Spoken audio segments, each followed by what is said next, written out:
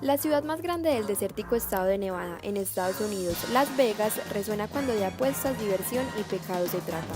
Lujosos hoteles, casinos y centros comerciales atraen a más de 30 millones de turistas cada año. La vida nocturna allí es interminable. Sus luces exorbitantes reflejan el alma de los entusiastas y apasionados que apuntan a este destino para la entretención. Pero no todo siempre fue así. El 1 de octubre de 2017, las luces y destellos se apagaron de manera forzosa. La peor tragedia estaba por ocurrir.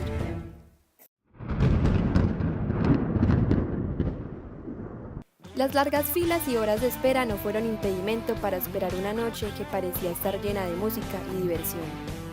Alrededor de 22.000 personas compartían y vacilaban en el festival de música Country Route 91 Harvest, en donde el reconocido artista Jason Aldean sería el encargado de regalar una noche de alegría, fiesta, canto y baile. A las 10 de la noche, el artista interpretaba When She Says Baby y la euforia retumbaba en toda la ciudad. 5 minutos después, a las 10:05 p.m., se empezó a escuchar un ruido que hizo que el público se percatara. Al principio, el sonido se confundió con un helicóptero y luego con pirotecnia, pero el cielo seguía intacto, sin rastros de humo. En cuestión de segundos, el sonido empezó a combinarse con la música y pasó a ser ensordecedor, haciendo que el concierto se detuviera. Lo que nadie sabía es que estaba a punto de comenzar la mayor matanza a tiros en la historia de Estados Unidos. Durante un minuto, el sonido de aquella ráfaga se había esfumado, pero el terror y desconcierto aún no terminaban. A las 16 exactamente, empezaron a caer nuevamente ráfagas de balas del cielo, sin parar. Algunas de las personas no reaccionaban hasta que no veían caer un muerto delante de ellos. Otros supieron de inmediato lo que sucedía. La sangre y la desesperación empezaron a aumentar. Nadie sabía cómo reaccionar. Nadie se imaginó que desde el lujoso Hotel Mandalay Bay, un hombre llamado Stephen Paddock había acondicionado una habitación en el piso 32 para ubicar 23 armas y atentar contra dicho festival. Sus ángulos de ataques habían sido estudiados y calculados a la perfección, pues era algo que no estaba haciendo de manera fortuita. Las balas caían sin rumbo, sin preferencia, sin compasión. Adolescentes y adultos corrían hacia cualquier punto, sin saber dónde resguardarse. A las 17 p.m. comenzó la tercera ráfaga y 20 segundos después la cuarta. A la par, un guardia de seguridad del Hotel Mandalay llamado Jesús Campos subió al piso 32 donde se encontraba Paddock, luego de escuchar el escándalo. Se acercó por el pasillo a la habitación 135, una suite de 2 habitaciones y 158 metros cuadrados, orientada al noreste y con vista panorámica de todo el Strip, la avenida más turística de Las Vegas. Paddock, que había instalado cámaras en los pasillos, lo vio acercarse. Su reacción inmediata fue dispararle. Dicho guardia recibió una ráfaga de 200 disparos. Ante este panorama, autoridades afirman que la distracción del asesino con Campos logró salvar muchas vidas en este lapso de tiempo. He just starts running, everyone's on the ground, everybody's yelling, everyone's confused, no one knows what's really going on.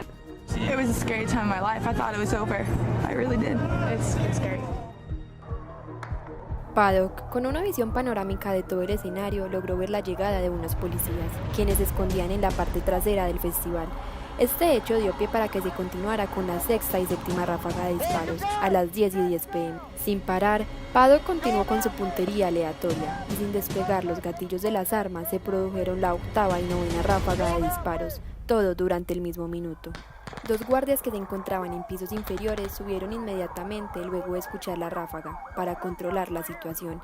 A las 10:12, gran cantidad de policías llegaron al hotel para entender qué sucedía y poder detener al actor de la tragedia. Mientras los policías intentaban organizar un operativo en segundos, Paddock inicia un minuto después, a las 10:13, la 10ª ráfaga a Las Vegas Boulevard.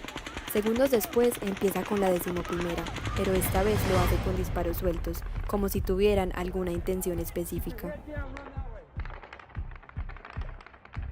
La tragedia aún no terminaba. 2 minutos después, a las 10:15 p.m., el festival se había convertido en un lugar donde el miedo, la tristeza e impotencia no cesaban. De repente se produjo la 12ª y última ráfaga. En este punto del atentado, los charcos de sangre eran incontrolables.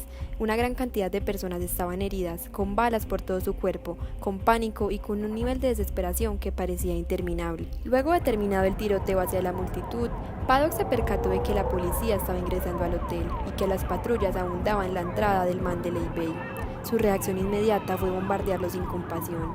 Ante el escándalo, los huéspedes empezaron a ser evacuados por salidas de emergencia, mientras que algunos policías subían hasta el piso 32 para enfrentar al asesino.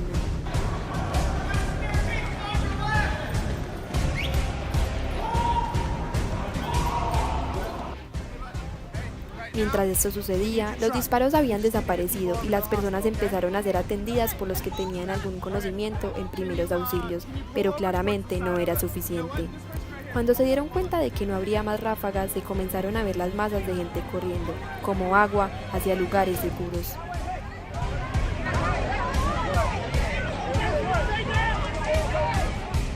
Paddock, durante 10 minutos, disparó más de 3.000 balas, dejando un saldo de 58 personas fallecidas y 530 heridos. El equipo de operaciones especiales de policías, armas y tácticas especiales entró por la puerta de la suite y encontró el cadáver de Paddock junto con 23 armas, donde al menos 12 de ellas eran rifles de asalto modificadas legalmente para que dispararan como metralletas. Es un arma de alto calibre, calibre de guerra. Realmente acá en Chile, por ejemplo, no podríamos conseguir ese calibre a la venta o el acceso no sería tan simple a un arma de alto calibre como eso. Existen y se venden. También, por ejemplo, nosotros tenemos acá armas de calibre 308 que podría llegar a esa distancia, que es el único calibre acá que nosotros tenemos, eso o mayor a eso que llegue a esa distancia. O sea, sería desde el calibre 308 en adelante que podría llegar a esa distancia. Y yo creo que ese hombre usó... Eso fue un fusil de asalto lo que creo que utilizó él. Y sí, fácilmente le llegan 300 o 500 metros sin ningún problema un fusil de eso. En la mesa de la suite había una nota, que hasta hace muy pocos meses fue revelado su contenido por las autoridades. Este no era un mensaje suicida, ni algo que explicara lo que había hecho, ni tampoco una despedida para sus cercanos. I did notice a note on the nightstand near his shooting platform. I could see on it he had written the distance, the elevation he was on, the drop of what his bullet was going to be for the crowd. So he had that written down and figured out, so he would know where to shoot to hit his targets from there. He must have done the calculations or gone online or something to figure it out of what his altitude was going to be, on how high up he was, how far out the crowd was going to be, and at that distance, what his drop of his bullet was going to be. Días después de la tragedia, el Estado Islámico, más conocido como ISIS, fue el primero en atribuirse el atentado, quien aseguraba, mediante comunicados oficiales en su agencia de noticias, AMAC, que este había sido obra de uno de sus soldados. En este afirmaban que el atacante, es decir Paddock, se había convertido al Islam desde hace varios meses. Al principio, la teoría no fue descartada. Sin embargo, luego de varios días de investigación, el FBI declaró que no se había encontrado relación alguna de Paddock con organizaciones extremistas y que dicha teoría no contenía pruebas para adjudicarse el atentado. Pero, ¿quién era realmente Stephen Paddock? Un hombre de 64 años de edad, de clase media sin hijos, había tenido una vida medianamente tranquila, en donde nunca tuvo antecedentes criminales de ningún tipo. Esto, a diferencia de su padre, Benjamin Paddock, quien hasta 1998 fue un reconocido atracador de bancos de Sheboygan, en Wisconsin, lo que lo ubicó en los 10 fugitivos más buscados del FBI. A Stephen, que vivía en una pacífica residencia para mayores de 55 años en Mesquite, en el estado de Nevada, y con quien desde el 2013 compartía con su novia Mary Lou Denley, no se le han encontrado ni en las fichas policiales de Las Vegas ni en el pueblo donde venía nada más sospechoso que alguna infracción de tráfico. I mean, my brother did this. This is like it was done, you know, like he shot us. I mean,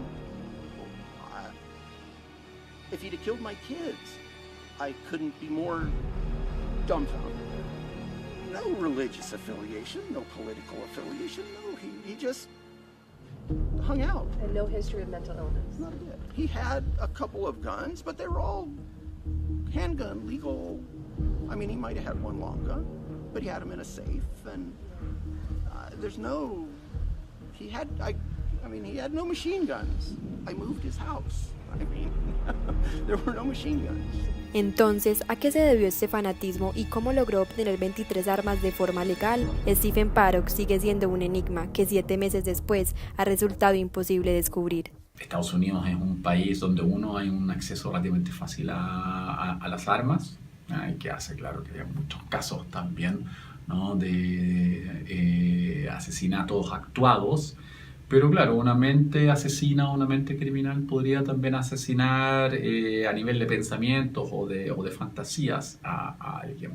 Y al menos en términos psicoanalíticos eso ya implica un grado de culpabilidad, ¿no? O una instancia moral ante la cual uno deba responder. Aún así, los interrogantes siguen siendo infinitos. En consecuencia, ¿cómo es posible entonces que una persona logre obtener 23 armas sin un control determinado e ingresarlas en un hotel sin que nadie se percate? Anualmente, Estados Unidos engloba cifras alarmantes. Específicamente, mueren 34.000 ciudadanos cada año por arma de fuego, incluyendo los suicidios, lo que arroja un promedio de 93 muertes diarias. Bueno, la facilidad de comprar armas en Estados Unidos es porque los ingresos económicos por concepto de venta de armas son muy altos.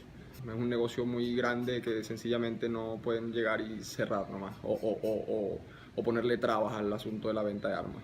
En la historia de Estados Unidos, desde la matanza de la escuela secundaria de Columbine en el estado de Colorado en 1999, ha habido dos momentos cruciales en el debate y reticencias políticas para aprobar reformas legales que restrinjan la facilidad de comprar y portar armas de fuego. En el 2004, el Congreso rechaza renovar la ley que prohibía la venta de armas militares, incluidas las semiautomáticas, al público. Durante el periodo en el que estuvo vigente esa norma, entre 1994 y 2014, aprobada por el gobierno del demócrata Bill Clinton, descendieron las muertes por armas de fuego. Ya para el año 2012, tras la masacre de Newtown en Connecticut, en la que murieron 20 escolares de primaria, los líderes del Partido Demócrata apuestan con fuerza por regular la compra de armas. Pedían mayores controles y requisitos, como exámenes psicológicos o el repaso detallado del historial delictivo del comprador. Los esfuerzos fueron rechazados por la Cámara de Representantes, donde los republicanos tenían entonces mayoría. Muchos meses después de ocurrido este suceso, la mayoría de relatos siguen sin tener sentido. Las autoridades tampoco lo entienden. Paddock, un hombre con dinero, con diversas casas y reconocido por ser fiel del azar, nunca levantó ninguna sospecha de lo que se convertiría en el peor atentado en la historia de Estados Unidos. ¿Pero por qué? ¿Por qué ese concierto? ¿Por qué ese día? Los investigadores y autoridades solo han podido compartir los testimonios existentes y la frustración de todo el país. Pero no hay relato, no hay un boceto de explicación, no hay consuelo, solo restan hechos y víctimas.